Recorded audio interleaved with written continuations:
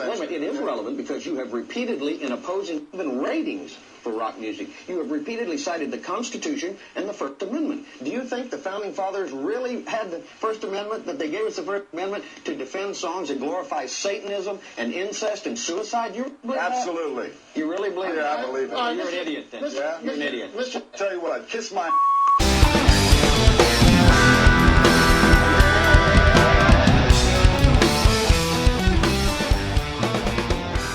Hello everybody, and welcome back to another exciting edition of Singles, brought to you by the Out on That Line Music Podcast. We're going to do something a little bit different today.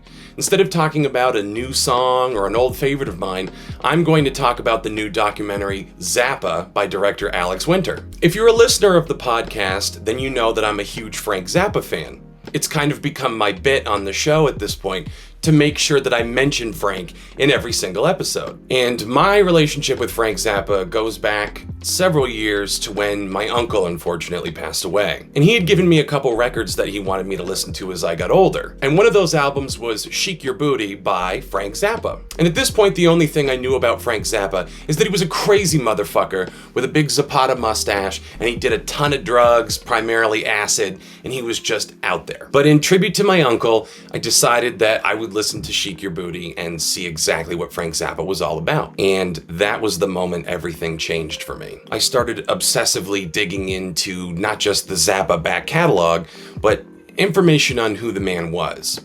Come to find out, this idea that he was a crazed drug maniac was completely false. Zappa never did drugs. In fact, he recommended nobody do drugs. He wasn't just some crazy hippie burnout. He hated the hippies. He thought they were all show and no go. He was an extremely intelligent, well-spoken asshole who knew he was an asshole and wore it like a badge of honor. He was completely unconcerned with a mainstream identity. And Frank Zappa's entire creative philosophy can be distilled down to one thing: creative expression. It wasn't about creating a commercially viable record. He always maintained that he was making records for himself, and if other people liked them, that's great.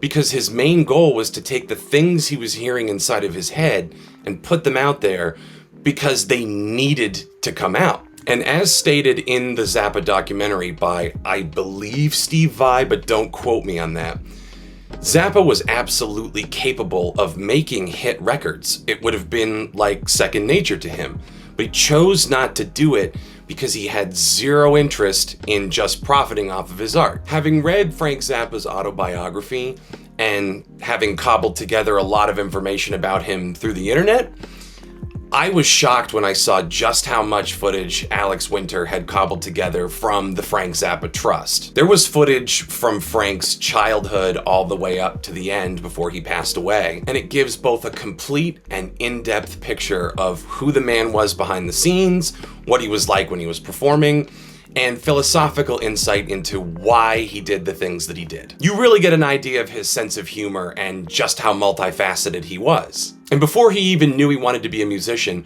Frank Zappa was an editor. He loved to take home movies like his parents' wedding video and cut them up and reorganize them and tell completely different stories. Editing is really where the story is told, in film, in music, television, in anything. I myself am a big fan of the art of editing.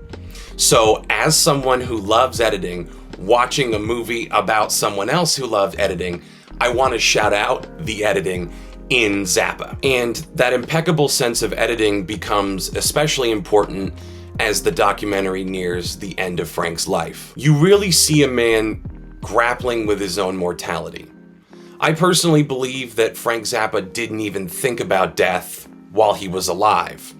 I think he was too busy, too singularly focused on his music, his work, his mission, his expression. And death never really factored into that. I think he assumed he had all the time in the world to create. And this juxtaposition of Frank's music with footage where his illness is clearly progressing had a profound impact on me, not just as a Frank Zappa fan, but as a human being. Truly, in that editing, it tells the story of the final days of Frank Zappa. Mercifully, that footage also captures the culmination of Frank's musical career, which was when the Ensemble Modern from Berlin came to him and asked to do his music. Now, Frank considered himself a composer as opposed to a rock star.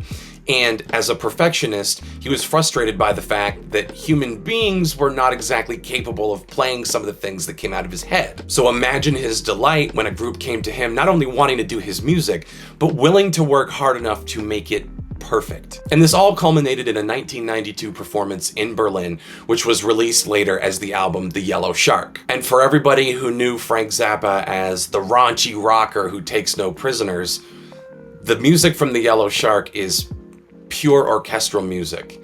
It's everything he really wanted to be doing, entrusted to musicians that knew the burden of exactly what they were doing there. And Frank was too sick to conduct anything but the first and last piece, but the pride and delight is very evident as you watch him get up there and perform for this crowd that gave him a 20-minute standing ovation. Frank Zappa died in 1993 and left behind hundreds of albums, some that are still being released to this day. And ultimately, Frank Zappa's legacy encompasses even more than music. He was a cultural envoy to the Eastern Bloc, beloved in countries like the Czech Republic, and yet criminally underappreciated in his home country. He was a pioneer and a polymath and a perfectionist, a classical composer masquerading as a rock star. He was a staunch defender of the First Amendment and fought tirelessly against censorship, most notably in the 80s when he stood up to the PMRC who were trying to put the parental advisory labels on albums. And to me,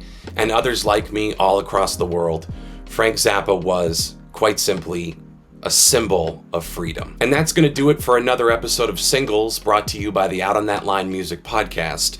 I know it was a longer one than usual, and I appreciate you bearing with me and indulging this expression of my joy and my love for Frank Zappa. And you can catch the documentary Zappa on Hulu for free, and I highly recommend you do. Don't forget to subscribe to the YouTube channel and turn notifications on, and follow us on Instagram where you can give us suggestions for albums you want us to cover on the podcast or songs you want us to cover in Singles. So until next time, Uncle Frank, take us home.